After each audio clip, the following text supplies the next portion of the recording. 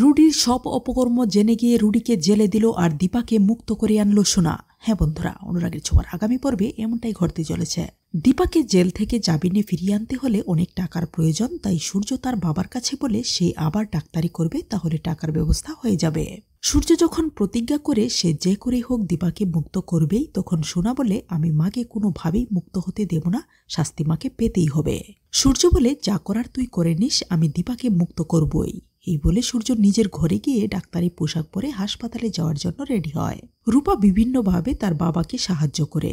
সোনা রূপা আর তার বাবাকে একসাথে দেখতে পেয়ে খুব রেগে যায়। সোনা ভাবে বাবা মাকে এত ভালোবাসে, কিন্তু রুডি কি সত্যি আমাকে ভালোবাসে? যদি সত্যি ভালোবাসতো তাহলে ওই দিন আমার সাথে কেন এমন করেছিল? এসব ভাবতে ভাবতে সোনার হঠাৎ রুডির জন্য মনটা ছটপট করতে থাকে এবং রুডিকে দেখতে যাওয়ার জন্য রেডি হয়। এদিকে রুডি তার মাকে ফোন করে বলে তার জন্য বিরিয়ানি রান্না করে পাঠাতে। রুডির মা তাই করে। তারপর বন্ধুদের সামনে রুডি মজা করে বিরিয়ানি খেতে থাকে।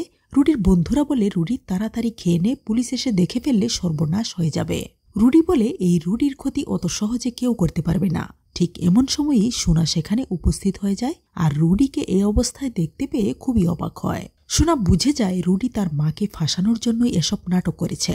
তাই সোনা রুডিকে কিছুই বুঝতে না দিয়ে সেখান থেকে সোজা থানায় চলে আসে আর পুলিশের কাছে বলে তার মায়ের উপর থেকে সে কেসটা তুলে নিতে এসেছে, কারণ তার মা কোনো অন্যায় করেনি, যা করেছে তা তার মেয়েকে বাঁচানোর জন্য বাধ্য হয়ে করেছে। সোনার মুখে এসব কথা শুনে পুলিশ সাথে সাথে দীপাকে ছেড়ে দেয় আর রুডিকে হাসপাতাল থেকে গ্রেফতার করে থানায় নিয়ে আসে।